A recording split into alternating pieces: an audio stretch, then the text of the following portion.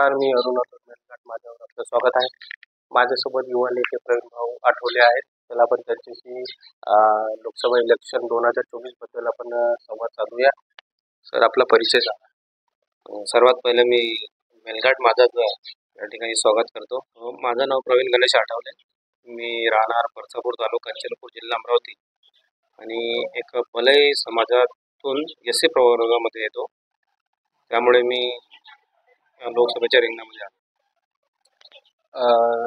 भले समाज तुम्ही आता म्हटले, भले समाज नेमका आहे काय? सर, भलाई समाज हे ब्रिटिश काळापासून आपल्या मेलघाटामध्ये वास्तव्यात आहे. परंतु जिल्ह्यामध्ये बऱ्याचशा लोकांना भले समाज कोण आहे आणि नेमकं त्यांचा व्यवसाय काय आहे हे अद्यापर्यंत लोकांना माहीत नाही. पण मी ह्या जिल्ह्यातील तमाम नागरिकांना सांगू इच्छितो की भले समाज हे मध्य प्रदेशची मूळ जात आहे. पण 1950 अगोदरपासून जेव्हा ब्रिटिश शासन चालू होतं तेव्हापासून हे मेलघाटामध्ये सुद्धा आहे. मेलघाटमध्ये धारणी, चिखलदरा, अचलपूर, चांदूर बाजार त्या आजूबाजूच्या परिसरामध्ये 30 ते 40 हजाराचं लोकसंख्यामध्ये समाज वसलेली आहे आणि यांचा मुख्य व्यवसाय हा शेती आहे. आणि ही समाज अतिशय भावनिक आहे आणि प्रत्येक क्षेत्रामध्ये अग्रेसर आहे. शिक्षण क्षेत्र म्हणून किंवा सामाजिक क्षेत्र या क्षेत्रामध्ये अग्रेसर आहे. परंतु या समाजाला आजपर्यंत कोणताही नेतृत्व देण्यात आलेलं नाही. जिल्ह्यामध्ये एस सीमध्ये मोडतो, परंतु लोकांना माहीत नाही की हे सुद्धा समाज येते म्हणून. आणि या समाजाला नेतृत्वाची फार गरज आहे. कारण मी आज या जिल्ह्यामध्ये जे नेतृत्व करण्याचं स्वप्न बघतो आहे किंवा मी नॉमिनेशन अर्ज दाखल केला आहे, तर ही माझी सुद्धा नेतृत्व करण्यासाठी सक्षम आहे. आम्ही सुद्धा प्रत्येक क्षेत्रामध्ये अग्रेसर आहोत. आम्हाला सुद्धा संधी मिळावी याच उद्देशाने मी आज हे नामांकन अर्ज दाखल केला. आता 2024 मध्ये लोकसभा इलेक्शन लागलेलं आहे. तुम्ही नामांकनही भरलेलं आहे. तर नेमका तुमचा उद्देश काय आहे आणि तुम्हाला असं मनात काय एजेंडा आला की तुम्ही चला आता लोकसभासाठी आपण फॉर्म भरूया, खासदारसाठी नामांकन करूया? सर, 2004 मध्ये जेव्हा इलेक्शन झाले होते लोकसभाचे, तेव्हापासून मला थोडं कळायला लागलं होतं की देशाची सर्वात मोठी इलेक्शन ही लोकसभा होती. आणि यामध्ये माझ्या समाजाचं एक प्रथम नेतृत्व आलं होतं. ते मान्य श्री रोण्याजी सेमलकर, जे बहुजन समाज पार्टीतून उभे होते. त्यावेळेस त्यांनी 32 ते 33 हजार समथिंग वोट घेतले होते. तेव्हापासून मला एक प्रेरणा मिळाली होती त्यांच्यापासून की कुठंतरी समाज हा प्रवाहामध्ये यायला पाहिजे जिल्ह्यात. पण कालांतराने तो नेतृत्व संपुष्टात आला. त्यानंतर मिश्रालजी झाडखंडे यांनी समाजाला डेडिकेट केला चिखलदरा तालुक्यामध्ये.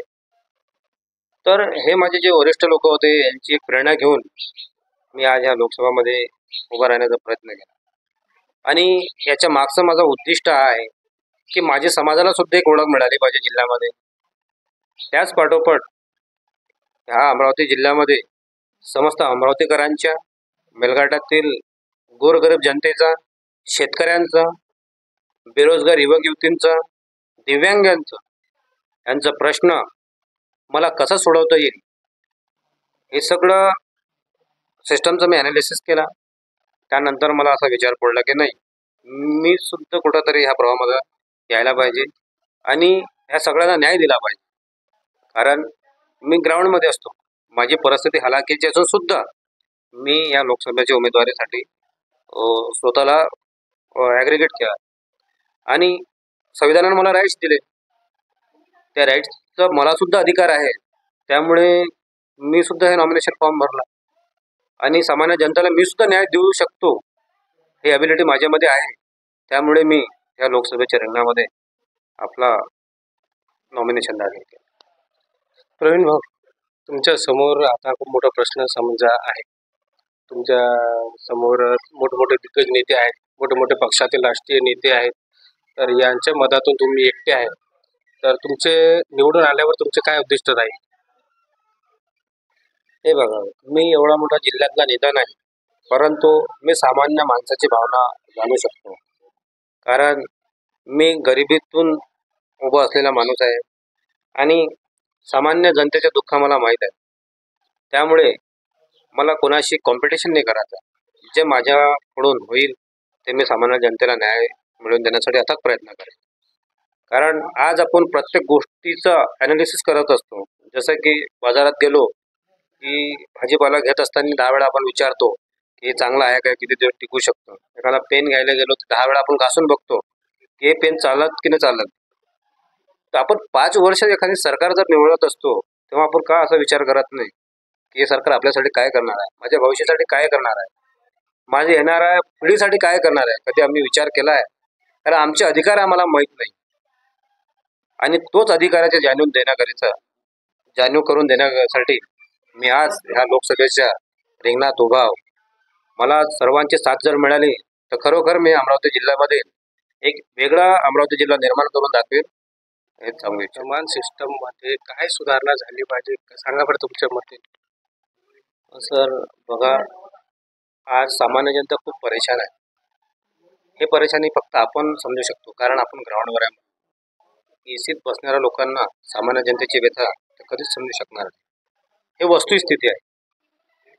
आज मेलघाटामध्ये एवढी बिकट परिस्थिती आहे की लोकांना रोजगारासाठी उभं फिरावं लागतं. 75 वर्ष झाली आजही लोक स्थलांतर होत आहे मेलघाटात कामासाठी. तर हे सिस्टम कुठेतरी बंद झाले पाहिजे. त्यांना त्यांच्या स्थानिक लेवलवर रोजगार उपलब्ध करून द्यायला पाहिजे. आम्हाला तिथे एक इंडस्ट्रीची गरज आहे. अरे इंडस्ट्री आली तर आमचे लोक तिथं रोजगार करतील आणि ते तिथं थांबतील. दुसरा विषय करप्शन हा आजही आमच्या देशामध्ये खूप मोठ्या प्रमाणात आहे. लोकांना जरी खूप मोठे सिस्टम तयार केले असेल की करप्शन आपण हटवू, करप्शनसाठी हे करू, अँटी करप्शनसाठी हे करू, परंतु करप्शन आज आहे. आपण बघा प्रत्येक क्षेत्रामध्ये कुठं ना कुठं रोजची काही ना काही नवीन न्यूज येणं चालूच आहे. सामान्य माणूस जर कुठं आपलं काम करायसाठी जातो तर त्याला आपल्या आमदनीतून जास्त पैसा द्यावा लागतो. ही आज वस्तुस्थिती आहे. हे सुद्धा बंद झाली पाहिजे. त्यानंतर शेतकऱ्यांना रोजगार हमी योजनेतून त्यांच्या शेतीचे संपूर्ण कामे झाले पाहिजे. हे सिस्टम प्रशासनाने लागू करायला पाहिजे. कारण शेतकरी जर सदन नाही झाला तर देशाची आर्थिक परिस्थिती डगमगावते हे आपण प्रत्येकाला माहीत आहे. म्हणून माझ्या शेतकरी राजांना त्यांना पाहिजे तसा हमीभाव मिळाला पाहिजे. त्यानंतर त्यांच्या मुलांच्या भविष्यासाठी शासनाने विचार करायला पाहिजे. कारण ज्यांच्याकडे 100-200 एकर शेती आहे त्यांचा प्रश्न नाही, परंतु त्यांच्याकडे 2-2, 3-3 एकर शेत आहे त्यांची परिस्थिती आजही गंभीर आहे. लोक आत्महत्या करायला लागलेले आहेत कारण त्यांचा परिवाराचा उदरनिर्वाह तेवढं शेतीवर होत नाही. कारण त्यांना पुरेसा पाणी नाही आहे, कुठं कोरडवाहू शेती आहे. अशा लोकांना त्यांचा उदरनिर्वाहाकरिता शासनाची वेगळी योजना आखली पाहिजे. तिसरा विषय असा की प्रत्येकाला अधिकार आहे, तो अधिकार जाणूनच प्रत्येक कार्य करायला पाहिजे. तिसरा विषय असा की जो नेता आपला स्वाभिमान विकतो स्वतःच्या फायद्यासाठी आणि जनताची पिळवणूक करतो अशा लोकांना पक्षाने सुद्धा तिकीट देऊ नये किंवा सामान्य जनतेनं सुद्धा त्यांना वोटिंग करू नये. कारण हा खूप मोठा महत्त्वाचा विषय आहे. कारण आज आपल्या जिल्ह्याचं नाही तर आपला महाराष्ट्रात सुद्धा नाव खराब होत आहे बाकी देशाच्या तुलनेत. कारण स्वतःच्या सत्तेसाठी सामान्य नागरिकांची ते दिशाभूल करत आहे. त्यामुळे हे सिस्टम बंद झाले पाहिजे. प्रशासनाने प्रत्येक गोष्टीवर कडक निर्णय घेऊन सामान्य जनतेला न्याय दिला पाहिजे. दिव्यांग असो, बेरोजगार असो, मजूर वर्ग असो, ह्या प्रत्येकाला त्यांनी न्याय दिला पाहिजे आणि त्यांचे काम वेळेवर झाले पाहिजे. त्याच्यासाठी वेगळे सिस्टम आखले पाहिजे. तर हे होते आपल्यासोबत प्रवीण भाऊ आठवले, भले समाजातील युवा नेते. प्रवीण भाऊ, तुम्ही तुमच्या समाजातील लोकांना तुमच्या भाषेत तुम्ही काय संदेश देणार, काय इच्छा आहे तुमची? मी माझ्या भाषेमध्ये माझ्या समाजाच्या लोकांना एकच सांगू इच्छितो.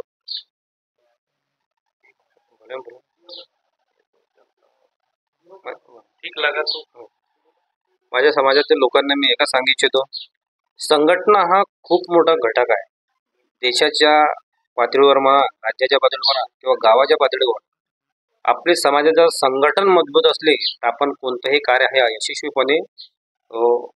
यशस्वीरित्या आपण त्याला सफल करू शकतो. त्या व्हिडिओ चांगला वाटला तर लाईक करा, कमेंट करा, शेअर करा आणि पाहत राहा फक्त मेलघाट माझा.